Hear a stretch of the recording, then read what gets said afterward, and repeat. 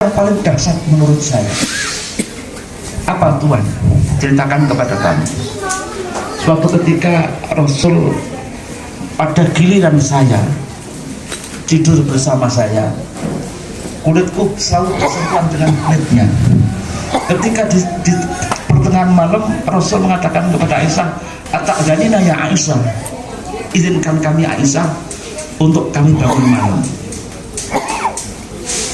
Aisyah mengatakan, apa yang Tuhan cintai, aku juga mencintainya. Apa yang Tuhan inginkan, aku juga menginginkannya. Akhirnya berangkatlah beliau ke masjid. Ketika beliau sedang sholat, Aisyah memandang Rasul selalu meneteskan air mata. Sampai ketika menjelang subuh, ini sudah kebiasaan yang dilakukan Rasul. Rasul ketika menjelang subuh nanti menghadap, tidur miring menghadap ke arah kiblat. Bilal datang memandang Rasul selalu meneteskan air mata. Bilal tanya kepada Rasul, "Ya Rasulullah, wahai Tuhan Rasul, kenapa Tuhan masih juga menangis? Sedang Allah sudah mengampuni dosa-dosa Tuhan." Rasul mengatakan, "Wahai Bilal, afala akuna abdan syakura, apakah aku bukan hamba yang banyak syukurnya? Sedang tadi malam ini ada sesuatu yang indah, wahyu yang turun kepada kami, yaitu inna fi khalqis samawati wal ardi wa ikhtilafil laili wan nahar la ayatin li ulil albab alladzina yadhkuruna Allaha qiyaman wa qu'udan wa 'ala junubihim wa yatafakkaruna fi khalqis samawati wal ardi rabbana ma khalaqta hadza batila." Ayat ini yang menjadikan kami gak bisa berhenti menangis. Apa isinya? Isinya inna fi khalqis samawat, sungguh diciptakannya langit dan bumi, pergantian siang dan malam, itu tanda-tanda kekuasaan Allah bagi orang yang cerdas. Bagi orang yang cerdas selalu melakukan penghayatan, semuanya dihayati. Ciptaan-ciptaan Allah dihayati, pergantian dari hari ke hari dihayati, dari pagi menjadi sore, sore menjadi pagi lagi, ini dihayati. Itu orang yang cerdas. Mereka ulul albab alladzina yadhkuruna Allaha qiyaman wa qu'udan, orang yang rajin berzikir kepada Allah ketika dia berdiri, duduk, tidur, selalu berzikir kepada Allah. Wa yatafakkaruna fi khalqis samawati wal ardi, dan mereka rajin bertafakkur terhadap ciptaan-ciptaannya, rajin untuk bertafakkur.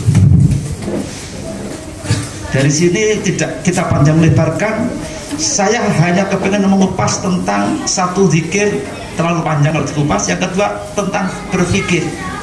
Orang yang cerdas ulul albab adalah orang yang rajin berzikir, orang yang rajin berpikir. Orang yang rajin berzikir dan rajin berpikir itu orang yang cerdas. Apa itu zikir? Zikir itu orang yang, gambaran orang yang berzikir itu orang yang kelihatannya disiplin.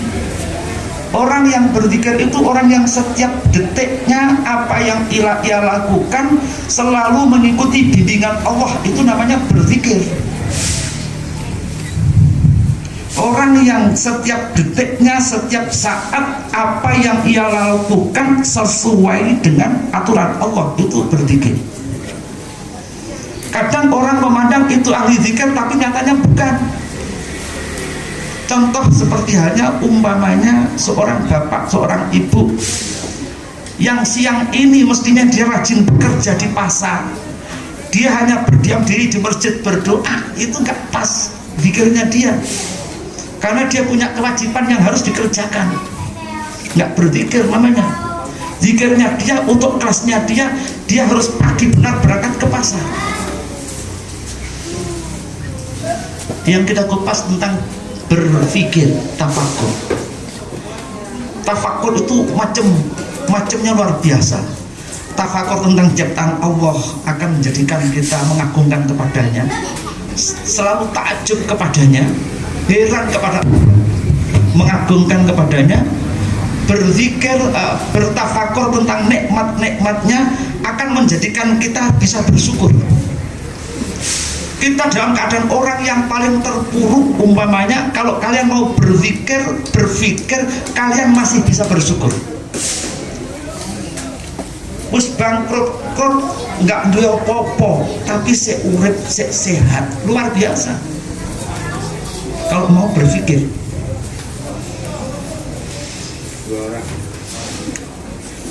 Kemudian kita bicara berpikir ini, tafakur ini, yang akan kita kupas adalah wa fil ardi ayatun lil muqinin wa fi anfusikum afala tubsirun. Di jagat raya seisinya ini ada tanda-tanda kekuasaan Allah bagi orang yang punya keyakinan yang kuat. Wa fi anfusikum, dan pada diri kalian, pada diri kita. Mari kita berpikir tentang diri kita. Kita ini dalam hidup punya masa lalu, punya masa kini, punya masa depan. Mensikapi masa lalu, anjuran Rasulullah SAW, mangkana yahu, barang siapa yang harinya sama dengan kemarin, itu namanya orang yang rugi. Barang siapa hari ini lebih buruk daripada kemarin, bukan rugi, ajur namanya. Seharusnya orang yang baik ini hari ini harus bagaimana lebih jaya daripada hari kemarin. Dia harus bertafakur. Dan coba kalau kita hayati, orang yang hari ini jaya, sukses adalah orang yang kemarin-kemarin mereka prihatin, berjuang, mati-matian, istiqomah. Tapi orang yang hari ini ajur adalah orang yang kemarin-kemarin dia ceroboh, dia melakukan sesuatu gak dipikir.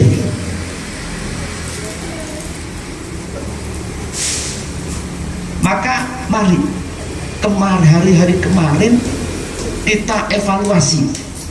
Ini RAT loh, mengevaluasi loh. Kita mengevaluasi diri kita sendiri, juga mengevaluasi koperasi ini, dievaluasi.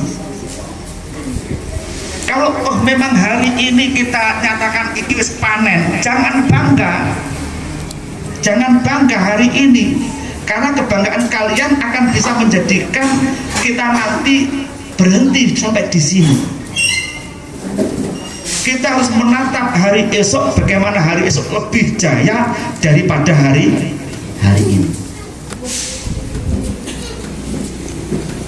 Kalau menyangkut masa lalu, yang masalah pribadi kita, Pak, kita masalah pribadi kita, saya ingatkan, kita masa lalu kita ada orang yang dulu kita bahagia, kita masih didampingi suami, istri, harta kita melimpah, anak kita masih pada di rumah. Mungkin kalian suatu saat atau sudah, istri kita sudah tidak ada, suami kita sudah tidak ada, harta kita sudah berkurang, anak sudah pada di rumah masing-masing.